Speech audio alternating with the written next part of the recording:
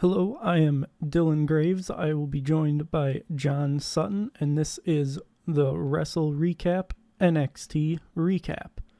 Alright, so kicking off the show, we get a cool camera shot that starts outside of the Performance Center, takes us into the backstage area, and then walks out into the arena area. I'm just loving this new camera work. It's definitely out of this world for sure for me. I'm like, because every time I see it, I'm like, okay, it's just gonna be another break, and then they kind of just pan into the backstage area or in the ring, and you're like, oh, well, that was neat. Yeah, these camera angles are really fun to have. It's fresh and new.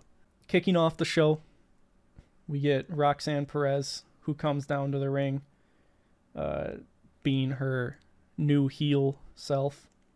The crowd chants that you deserve it, and she tells them that she doesn't need them to tell her that she deserves it.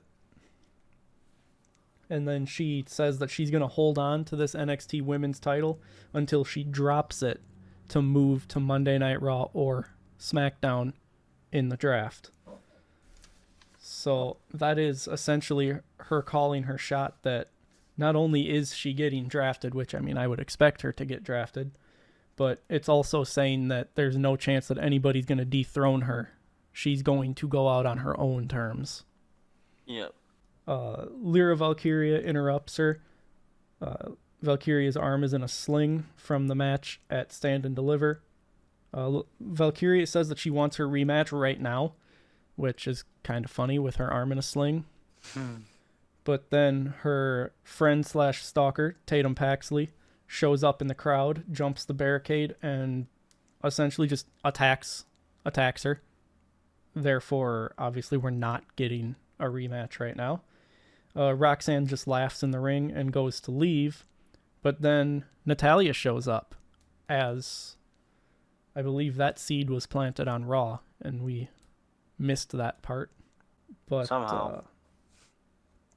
But yeah, Natalya says that she's held every women's title in the WWE except the NXT women's title, and that she wants her shot at it. Roxanne tells her no, to which then Ava comes out and makes the match official for that night. We then get some social media footage from backstage after Stand and Deliver, where Axiom and Nathan Frazier are saying they want another shot at the NXT tag titles, which they failed to win at Stand and Deliver. It goes on to say that if they don't win the titles tonight, that they will be going their separate ways because they came together out of mutual respect and competition for one another. But if they can't win the titles, then there's no real point for them to stick together anymore. Yep. We're once again reminded that, hey, if you didn't know, it's a new era. Oh my God. They continue to just kick this dead horse. You remember? You know what that reminds me of? What's that? How we need to finish Cody's story. Yeah, we got to finish the story in this new era. Yeah. Like, I have this in my notes. I have it in all capitals. It's a new era. A new era. Yep. Following the reminder that it's a new era, in case you had forgotten, we're backstage with Chase U. Andre Chase is giving, like, honorary plaques or something to Kalani Jordan and Fallon Henley for helping Thea Hale defeat Izzy Dane, Kiana James, and JC Jane, I believe it was, who they defeated at Stand and Deliver. But JC Jane crashes Chase U to reveal that Andre Chase had to be... The university had to be bailed out by JC Jane because Andre Chase had bet on Thea Hale to win the NXT Women's title, and then she didn't. So the school was in jeopardy because she did not win. So now there's been a rift formed between Thea Hale and Andre Chase. Not sure where it goes from here. Personally, not sure that I care. Nah, it was kind of one of those like, okay, cool. NXT is supposed to be where these people hone in their characters and determine who they're going to be for the main roster. And as I've said before, Chase U just doesn't feel like a gimmick that'll make it on the main roster. I think they're destined to remain NXT only. So I kind of check out with a lot of the Chase U stuff. My opinion is, it reminds me of a Vince tag team. It really does. It's just kind of like it doesn't threaten me, or, you know what I mean? Like, you get all these mad teams like the Viking Raiders, which I've said in the past I'm not the biggest fan of.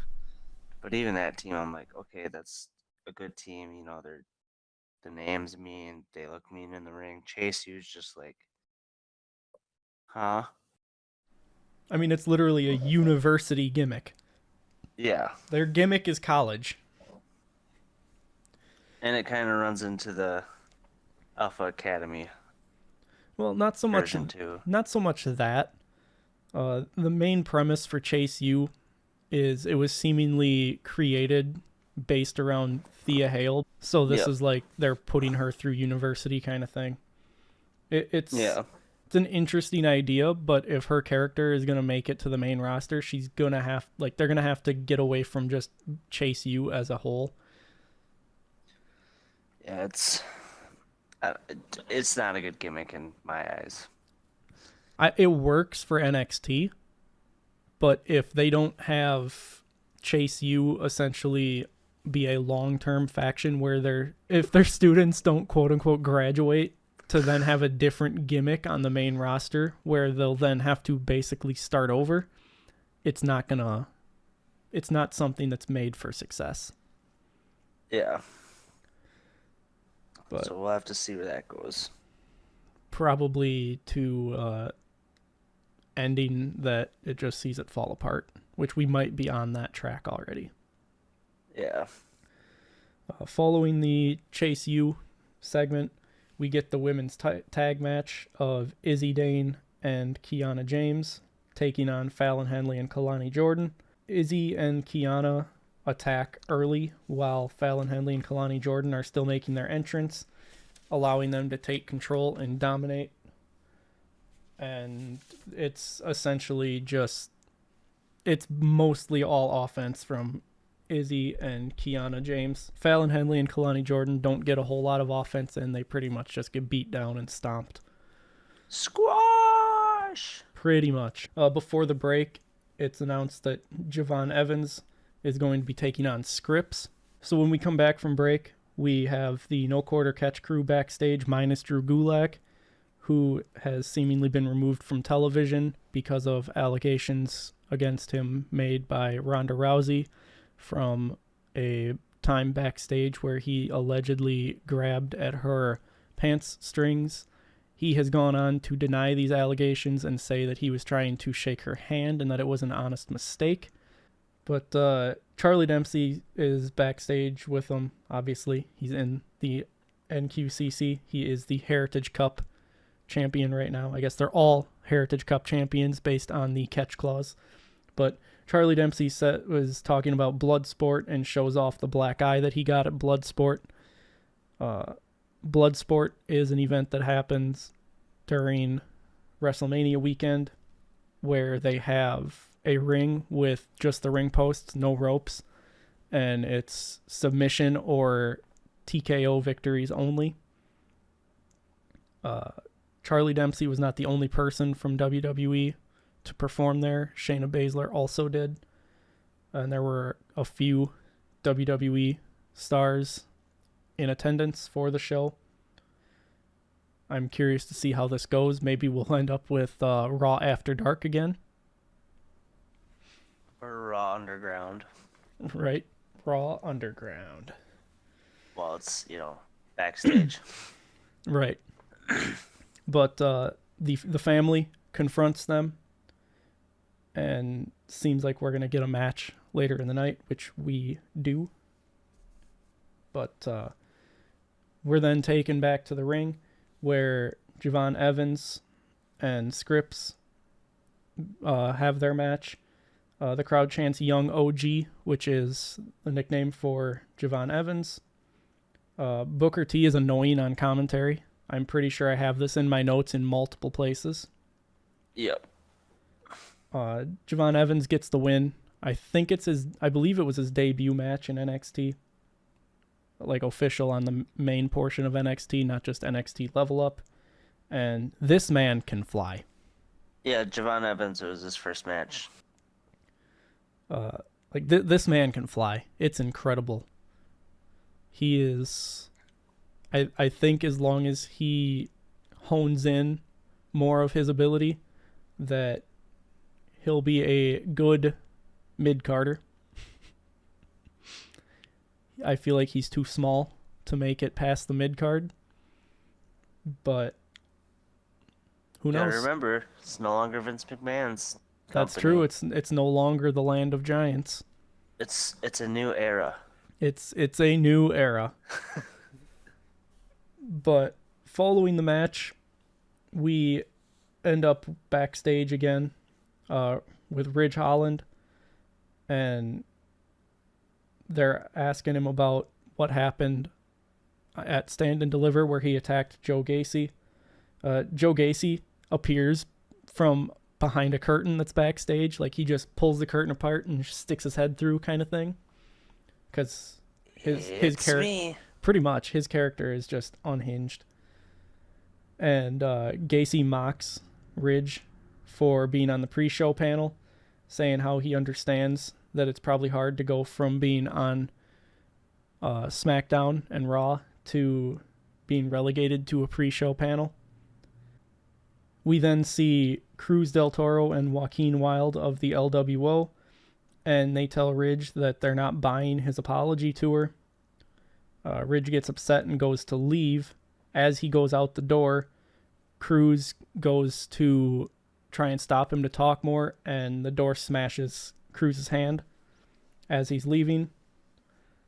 This comes up again on SmackDown, where we see Cruz with his arm or his hand in a brace, and I believe that the matches between them is happening on NXT next week, where it'll be Cruz del Toro versus Ridge Holland. I like it. I mean, putting your hand in a door that's gonna slam is not the smartest thing to do, but it's television. The angle is that he's trying to go through the door to keep talking to Ridge, but Ridge slams the door behind him. Yeah, I know. I'm just saying. It's just continuing the whole Ridge Holland is dangerous. He injures everybody thing, which he's the one that dropped Big E on his head. So, and now he's no longer possibly wrestling. Yeah. So, I don't necessarily like that they've made a story out of this, because this man's got to feel bad enough as it is. Now we're making his character this guy who just injures people. I mean, it could work, but if he's accepted it, I don't see why it would be a problem. You know what I mean? Right. I mean, yeah. If he's okay, obviously he's doing the job because he needs to get paid, but surely they've got to have better ideas than just having him be this guy who constantly is injuring people in kayfabe based off of the premise because he injured Big E in real life. Yeah. I don't know. We'll have to see where his character goes from here. But following this backstage, we have the NXT Women's Championship match where Natalya takes on Roxanne Perez. The crowd is very divided for this match. They chant for Roxanne, And then they also say that Natty's gonna kill you. They chant that. Then we get a "Let's go Natty, Natty sucks" chant. The match is pretty one-sided. Natalya has control for most of the match. Roxanne tries to bait Natalya in, but Natalya doesn't buy it. They end up going outside the ring to lead to picture-in-a-picture, because of course. Why not? Roxanne gets control right as the picture-in-a-picture ends, but Natalya turns it around, like, right away. Roxanne Perez then rolls out of the ring again. Natalya goes out to roll her and rolls her back in, but as Natalya's getting herself back in the ring, Roxanne Perez rolls out again, and when Natalya then stays out of the ring, goes around the stairs to try and put Roxanne back in the ring, Roxanne gets control by throwing Natty into the stairs. In the late match, it's still back and forth with a lot of counters and reversals leading to the finisher, or to the climax.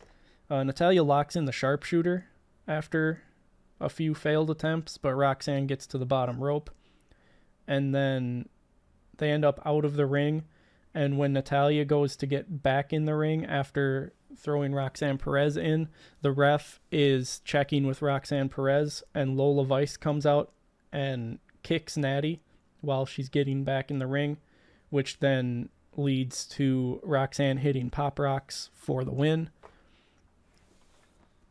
Following this, we end up backstage where Lola Vice says that she's sick of waiting for opportunities, and she acknowledges that they're getting a NXT Women's North American Championship soon, and then she's cut off because Natalya attacks her from behind.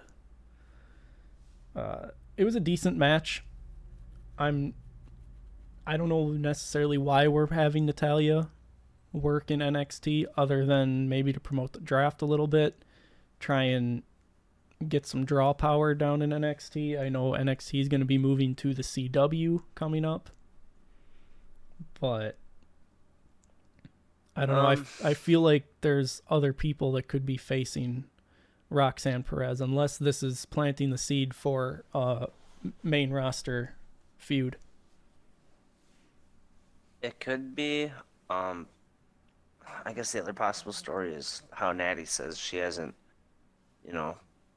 gotten the NXT Women's title. So, I mean, they could put her in the PLE for NXT in a possible triple threat, but the other, was it Indy Hart? Or not Indy.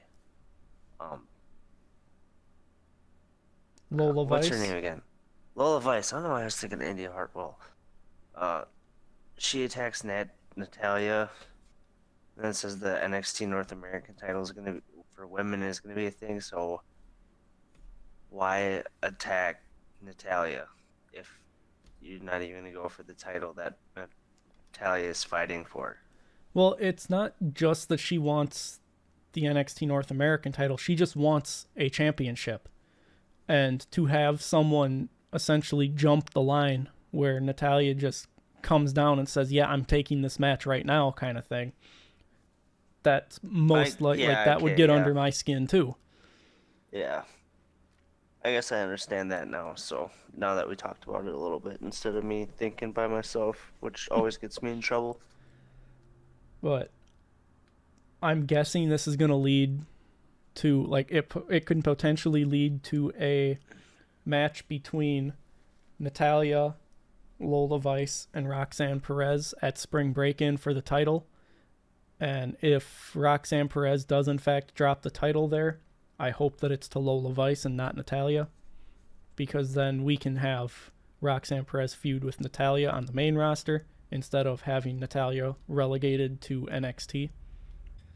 Yeah, I think it ultimately comes down to Lola winning, and Roxanne Perez's first match is going to be against Natalya, which Natalya could be another gateway booking. Another gatekeeper. Yeah, gatekeeper, gateway. What am I thinking? So I think it's just a added step to, you know, get her that get her that way, but it's a head start. So Yeah, I do feel like that it's setting up a feud for Roxanne when she hits the main roster. Um, I just really hope that it's not Natalia going to be down in NXT now. Natalia deserves better than that. She's a long she's earned better. she is a long-term employee of the company. I believe she has the most wins for a woman for a woman in WWE history. I think they said she's got 6 Guinness World Records that have been acknowledged. So like she absolutely deserves better than just the NXT title. But at the Wow. same time, I also feel like she has accepted her role as a veteran who is there to help the new stars grow more so than shine on her own. I have also heard that her contract is up soon, so that could be a factor. Yeah, I don't know.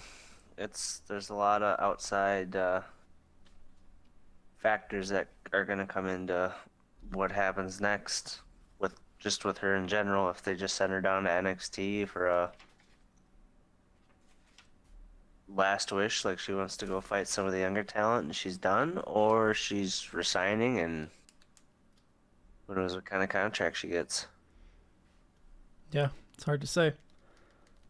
But following a commercial break, we come back and the No Quarter Catch crew is standing in the ring, all 3 of them.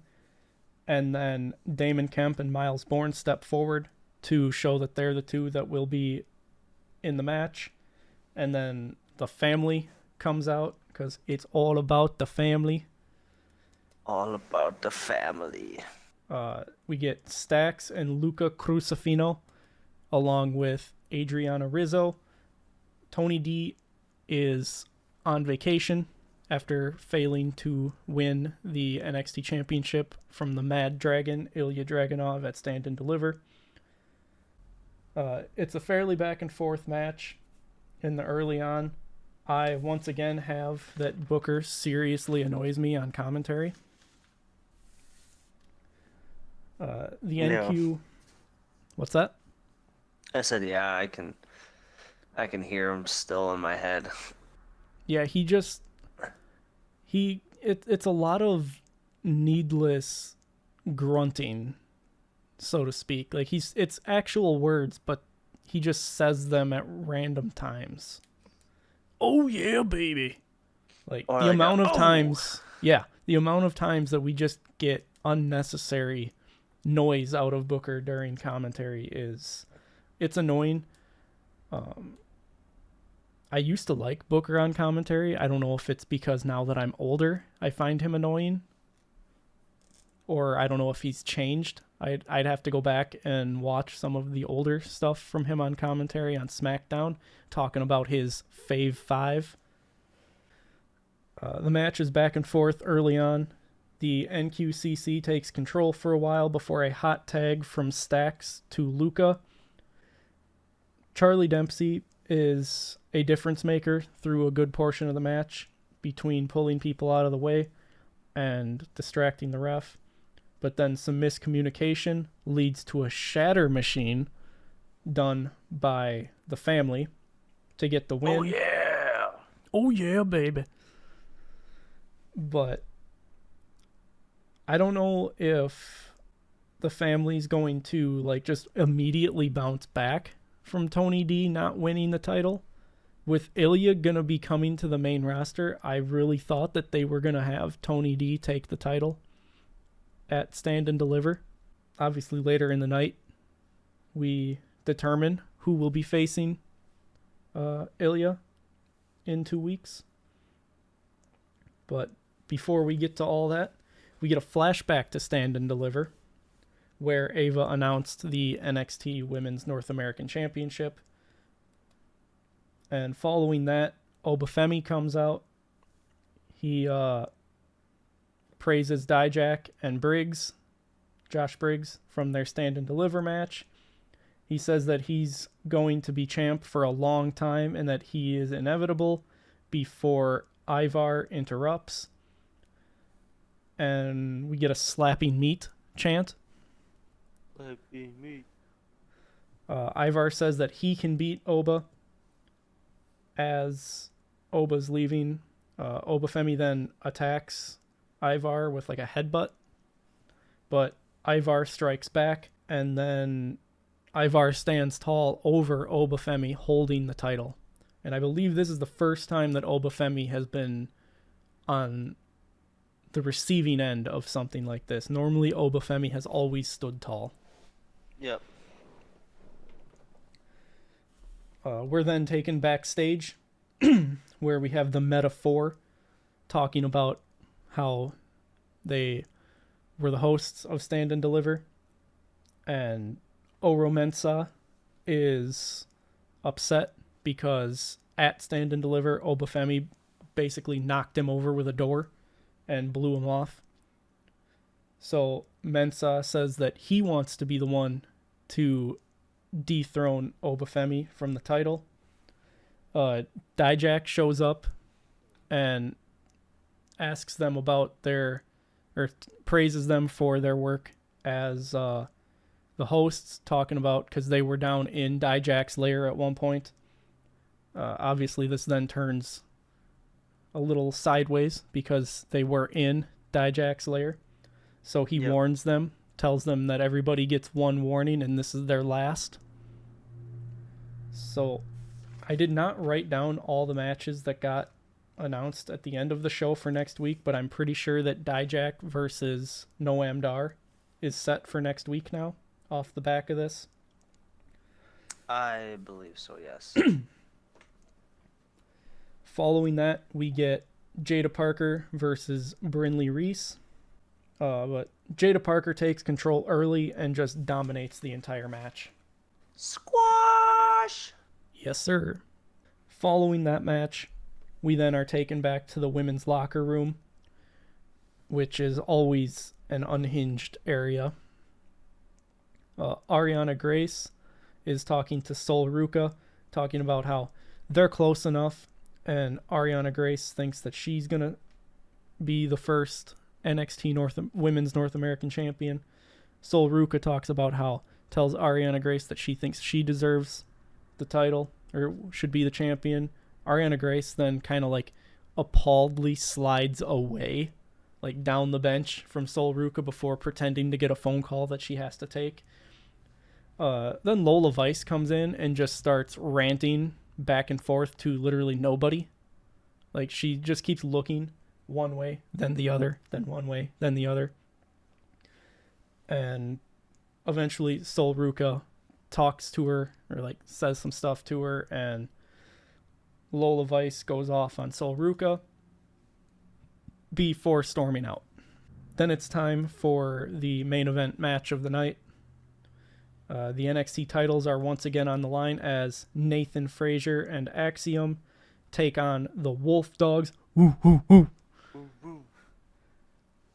The match starts out fast and furious before some outside dives by Frazier and Axiom leads to picture-in-a-picture, because of course it does.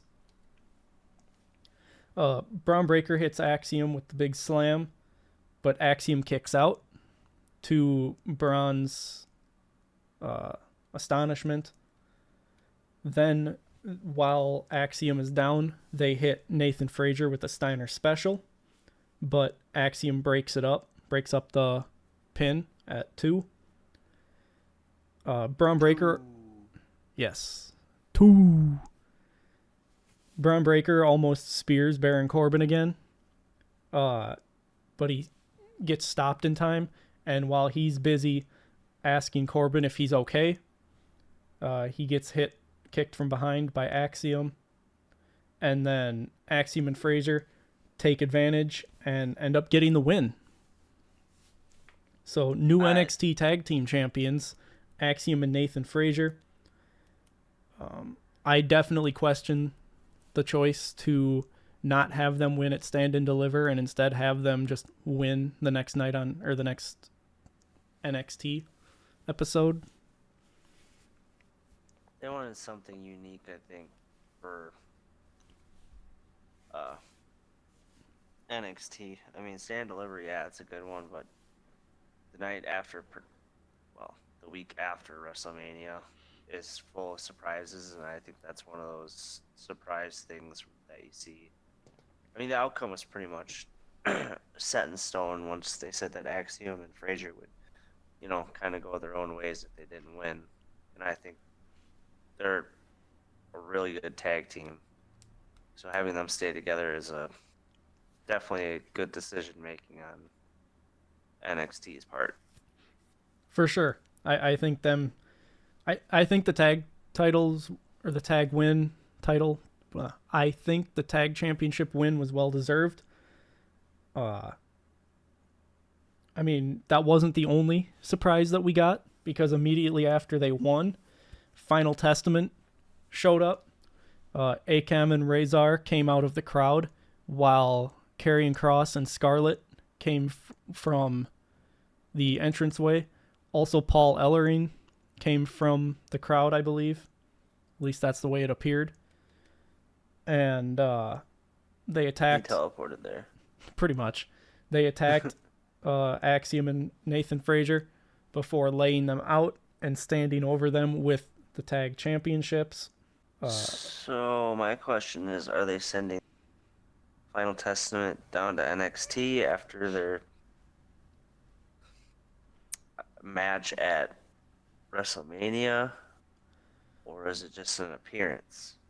I think it's just I think it's just a lot to drum up attention for the draft. Same with the Natalia situation. I think it's all just to put eyes on the product for the draft.